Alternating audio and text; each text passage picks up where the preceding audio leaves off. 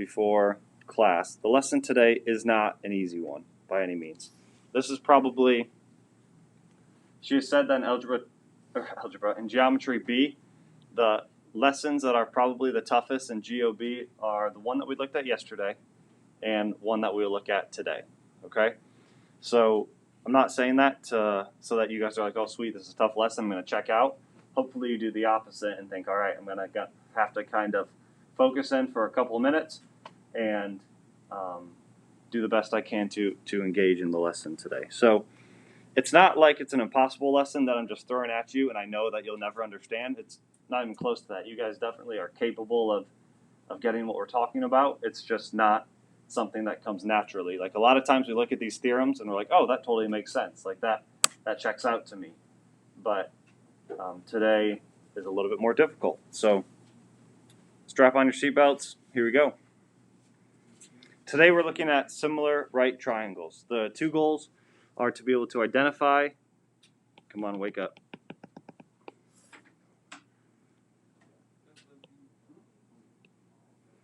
Identify what the similar right triangles are and be able to use geometric means. With what we're looking at today, this idea of geometric means is the tougher concept. This is being a little bit glitchy, so we'll try to go again.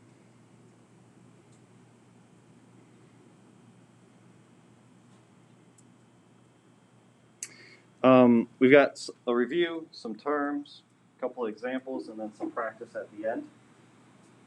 To review, where have we seen, today we're going to use the term and look at the altitude again. Where have we seen that before? Does anyone remember what it means? Where have we seen, where we've seen that? Yeah, good. Perfect. I didn't think we'd get that so quickly. So in case you guys forgot, here's the slide from chapter 6, I think, where we talked about altitude. Remember, an altitude of a triangle is a perpendicular segment from the vertex to the opposite side, or aka the height. Once in a while, with the examples we look at today, the altitude will be inside of the triangle. We will not have very many examples where the altitude is outside of the triangle like that. That kind of defeats the purpose of what we're looking at today. So we just need to know that this is what we'll be dealing with. And when they use the term altitude today, we just need to remember it's talking about that line inside of our triangle. So here's the first theorem that we are looking at. If the altitude is drawn to the hypotenuse of a right triangle, so if we start out, if we look at this example here, we are starting out with a right triangle, ABC, and it says if the altitude is drawn to the hypotenuse, so from the right angle to the hypotenuse, then the two triangles formed are similar to the original.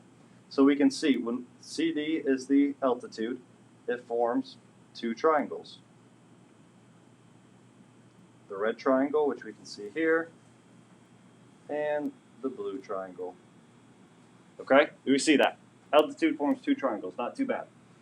The two triangles formed are similar to the original and to each other. So like we can see in the box down here, all three, we have 1, 2, 3 triangles now. They're all similar to each other.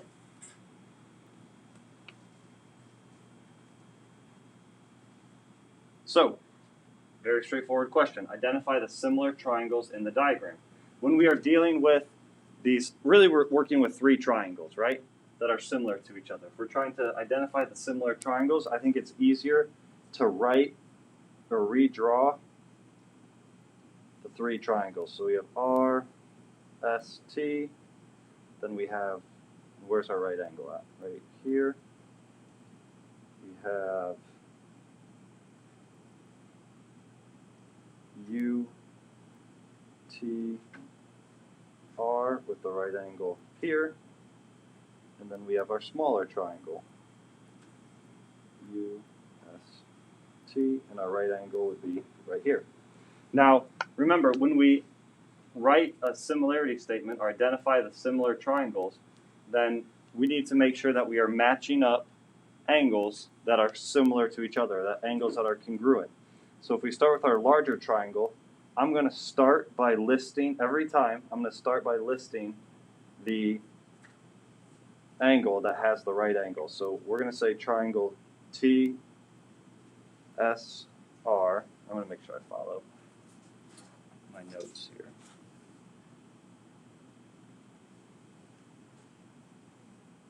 Is similar to triangle. Now, which angle do I want to start with this second one?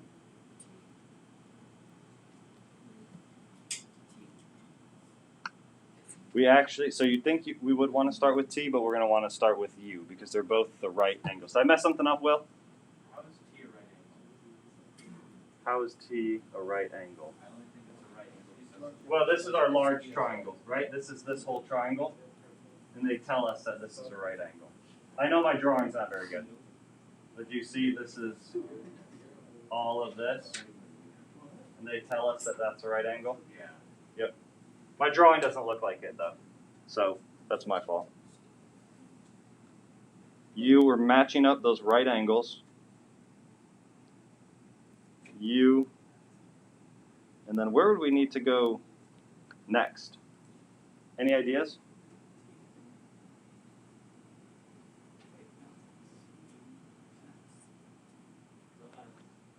What? S? Well, remember, we're looking at this triangle here. We go UTR. It's congruent, or is congruent to triangle U T S. Really, the main thing that we'll be looking at, like if this were on a multiple choice question on a test, I probably would just make sure that you've got the right angles matched up, because I think matching these other two is really difficult, right? So I'm not going to be too worried about if you can match up these other two. What I'm going to look for in the correct answer on a multiple choice question would have the right angles matched up. Okay? So there you go. Take a minute to identify the similar triangles. There are 3 triangles, and just write the similarity statement, just like we did in that question.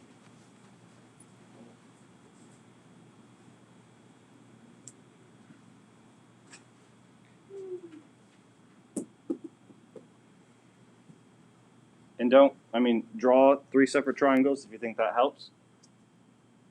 Write the similarity statements, but don't stress out about it. I don't need you to take forever on this slide. Draw your triangles, write the statement.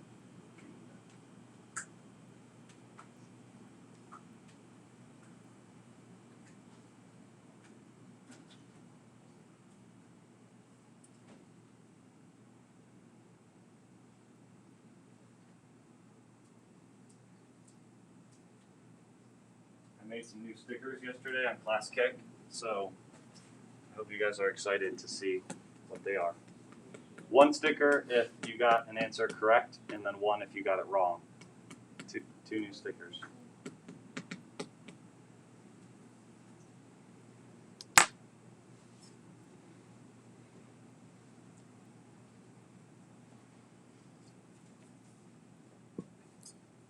We'll go about 1 more minute on that slide.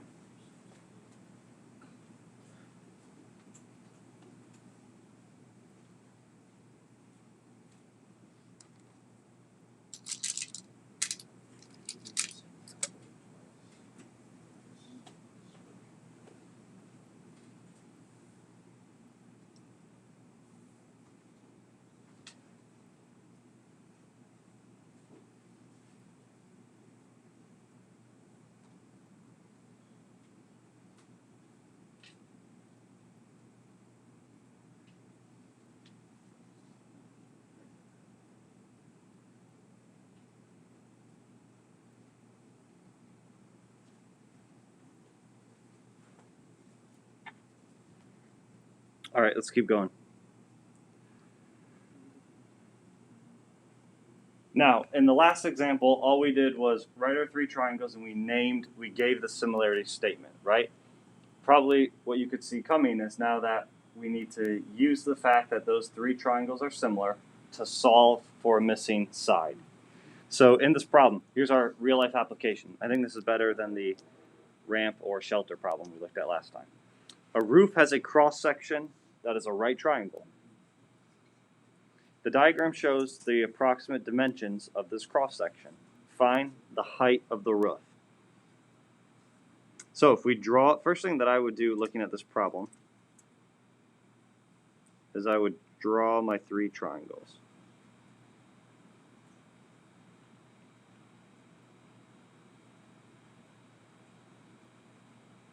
So that is the large triangle with a side of 5.5 and 3.1. Oops, and 6.3. Now I would draw my medium triangle, W, Y,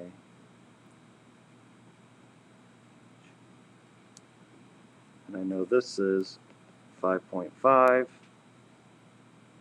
and that's all that I know. And then I can draw my small triangle.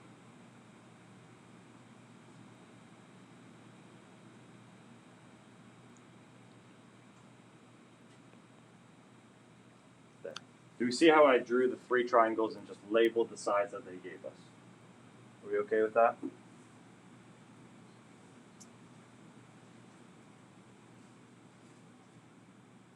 Yes? No? Okay. Now, what do we know about all three of these triangles? What did that first theorem tell us? All three of these triangles are what? Similar. So since they're similar, then their side lengths have to have the same ratio, right? Their side lengths have to have the same scale factor. So, based on what we talked about last chapter, could I set up a proportion to find the height of, the height here or the height right here, however you want to think about it, but the altitude in that triangle? Yeah. There are a couple of different ones that we could set up. The one that I've got here would be our height over 5.5, so we're looking at these two angles.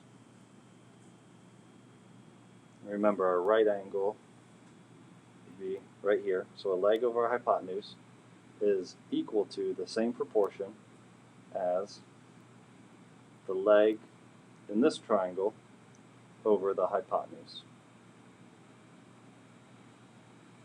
Do you understand how we set that up? We have the leg of each triangle here, the hypotenuse here. Now we would cross multiply.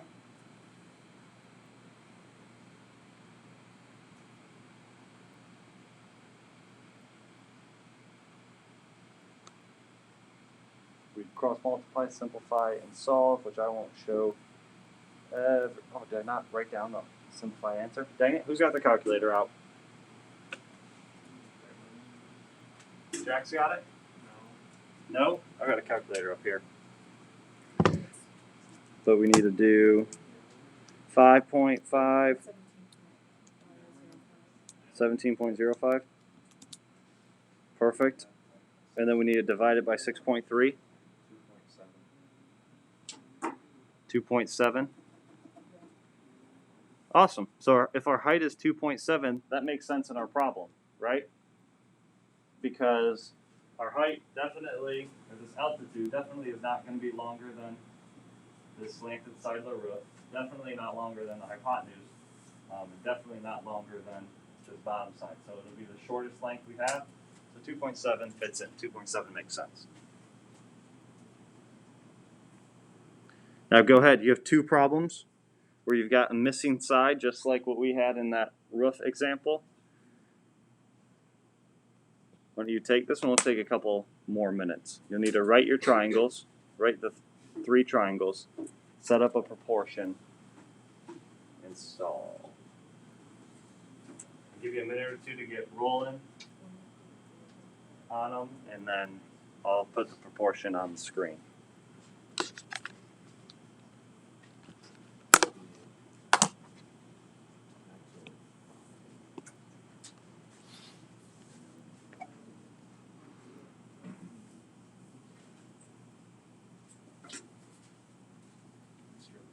Yeah. Quick question. Sure. So for 3 up there, couldn't we just do this? Oh, Since you're we cheating. have You're 3 looking and ahead. 4. We're going to talk about that. Right now we're drawing separate triangles. Right now we're drawing separate triangles. We're going to get to that. Yep, we will get to that. And that's why we look at this first, because you'll appreciate what we're doing. You'll understand where that comes from. But you are correct.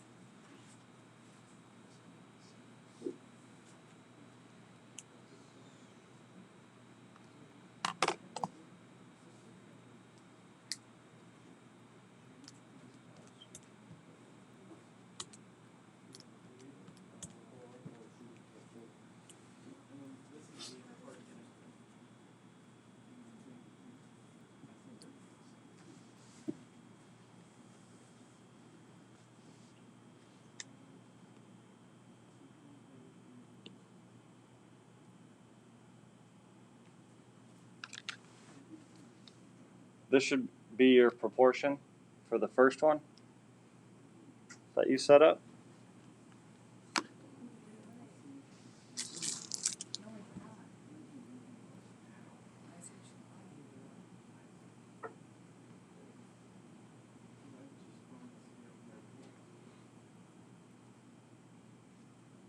I will get. Notice I only drew 2 triangles. You technically don't have to draw all 3 to be able to set up a proportion.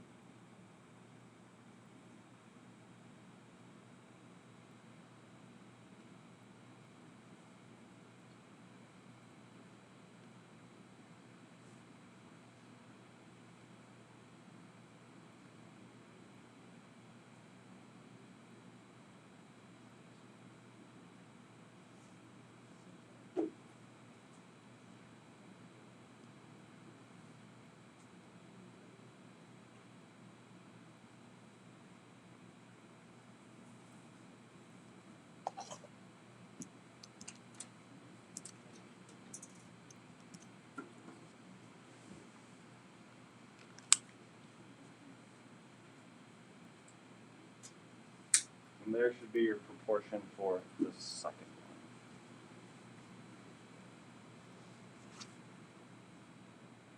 one. Again, we have, with this first one, we have our leg over our hypotenuse, x over 4. And then we have to remember which leg is the corresponding leg to x. Well, in this case, it's 3. It's this side if we rotated that triangle around. So we have 3 over, and then the hypotenuse is a lot easier to see, but we have 3 over 5. So then we would cross multiply, and with these ones, you can just write them as this. So that was the long way to solve those. Write our 2 triangles, use what we already know, and solve. Here is going to be the way that we can solve these questions without drawing 2 triangles, without setting up a proportion, and as we get the hang of it, solve these a little bit quicker. Before we get to that way, we need to introduce a new term. The term is a geometric mean. Okay, now, the geometric mean of 2 positive numbers, a and b, is the positive number that satisfies x, that satisfies a over x, equals x over b. So there's three ways that we can write this idea of a geometric mean. And you're going to see where this comes into play with our triangles in just a second. But just know that we have this new idea. It's called the geometric mean. It involves two numbers. So a and b are numbers, and x is still our variable. One way that we can write this new idea of a geometric mean is right here. A over x equals x over b. We would be able to solve for x. Another way, and you can see pretty quickly how we get these three ways, is right here. X squared equals a times b. Right? By cross multiplying, we would get x squared times a over b. Our third way, x equals the square root of a times b. So you can see over here we square root both sides, and then we get to our third way of writing a geometric mean. Now you might get questions, and once in a while we'll get questions that are this simple. Find the geometric mean of 24 and 48. Like we looked at, there are a couple of different ways you could set this up, as 24 over x equals x over 48. We could solve.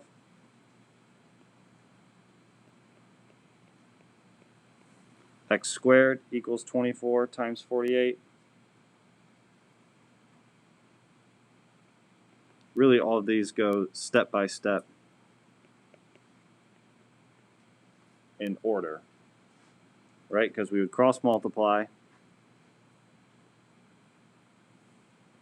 It would bring us to here. We'd square root both sides, and it'd bring us to here.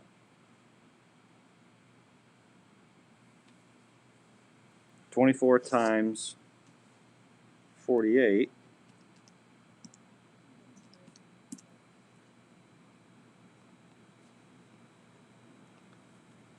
11,152. And is this a perfect square? Nope. So we would just leave it as that for right now.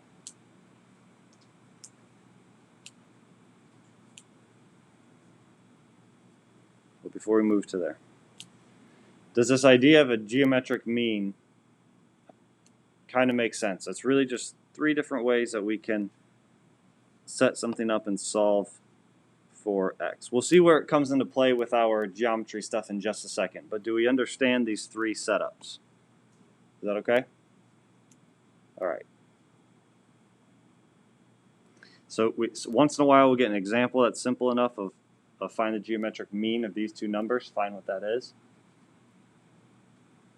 But now we're going to try to connect it to our geometry.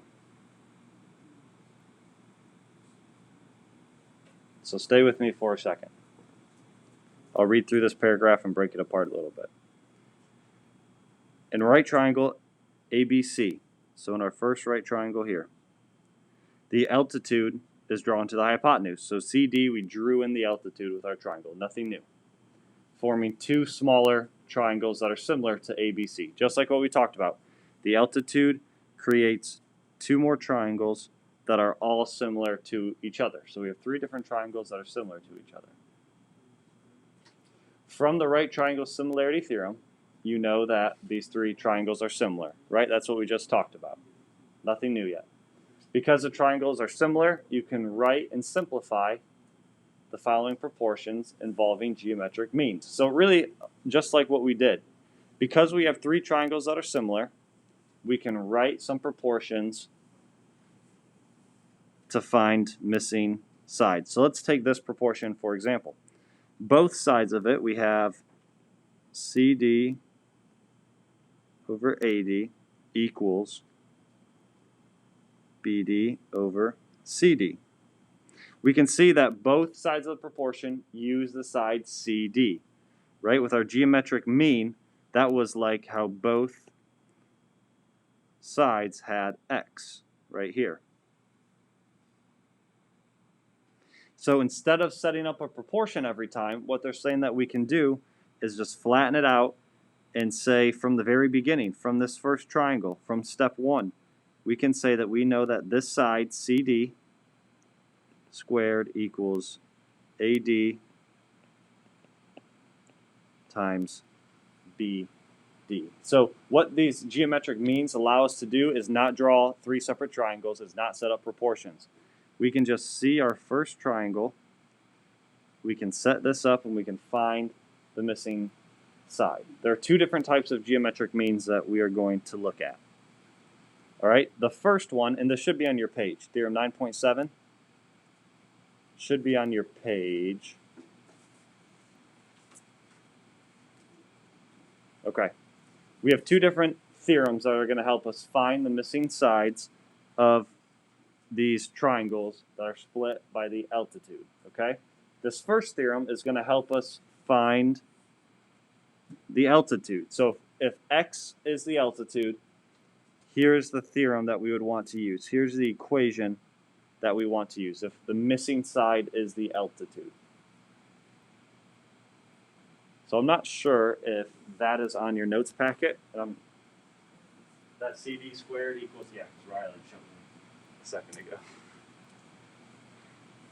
But again, the main thing that we need to know, I mean, there's a lot of words up here, right? The main thing that we need to know is that this is our go-to if we need to find the altitude. That's why it's the geometric mean, parentheses, altitude theorem.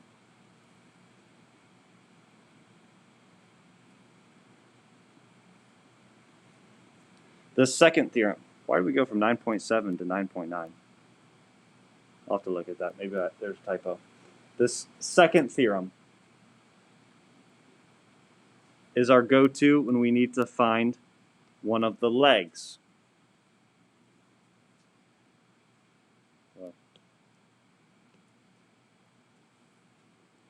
When we need to find one of the legs. So two different theorems. One of them we use, the first one we use to find the altitude of a triangle. The second one we use to find the legs.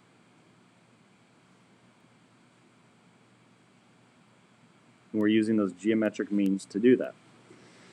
So if we look at example A, we are trying to find, well, you tell me, what are we trying to find? We're looking for the altitude. So we know we are using that first theorem. We know that x squared equals the shorter side, or the longer side, sorry, multiplied by the shorter side of our hypotenuse. So we multiplied the two ways that our hypotenuse was split up together. So x squared equals 6 times 3.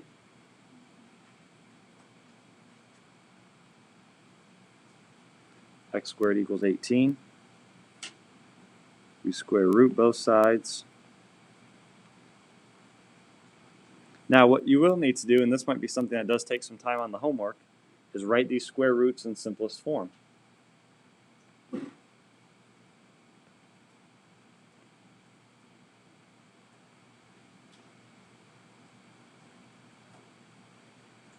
What questions do we have on that first one? We use that altitude theorem, that first theorem that we looked at, because we are looking for the altitude, and that tells us that the altitude squared, so x squared, equals the two lengths of our hypotenuse. Yep, exactly like this. Let's look at example B. What are we looking for this time? If we look at our big triangle, what are we looking for this time? One of the, yeah, we're looking for one of the legs. So we're going to use that second theorem that we looked at. And that told us that if we want to find one of the legs, so let's say we're looking, let's get some of this off the screen.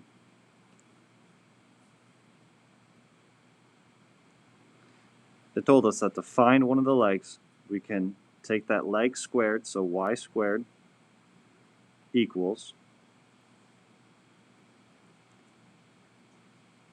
db, so the side right next to it, multiplied by AB, multiplied by the whole entire thing.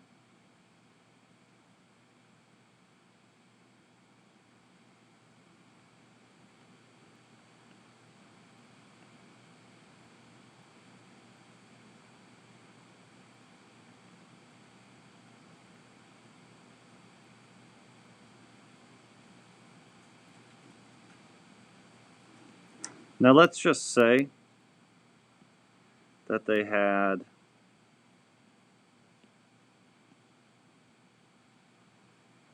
a W right here that they wanted us to find.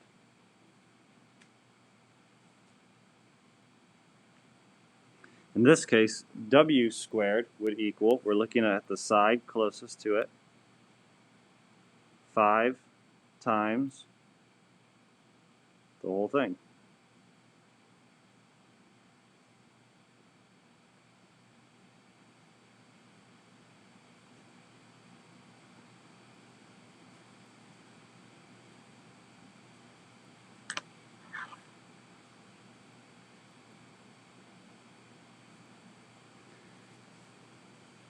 What questions do you guys have? We have two different theorems that we looked at. So when we broke apart the triangles in the very beginning, that was kind of our way of connecting what we used with proportions to what we're doing now. When you solve these, I should not see you break these triangles apart and writing 3 triangles. What I should see is what we did right here, using those theorems. Breaking apart the triangles in the beginning was a way for us to see why this stuff worked. So hopefully we can see some of that connection there. But moving forward, we should be using these 2 geometric means, these 2 theorems,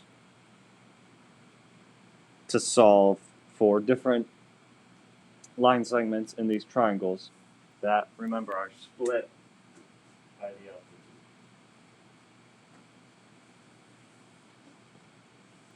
Why don't you guys here do number 5 and do number 8?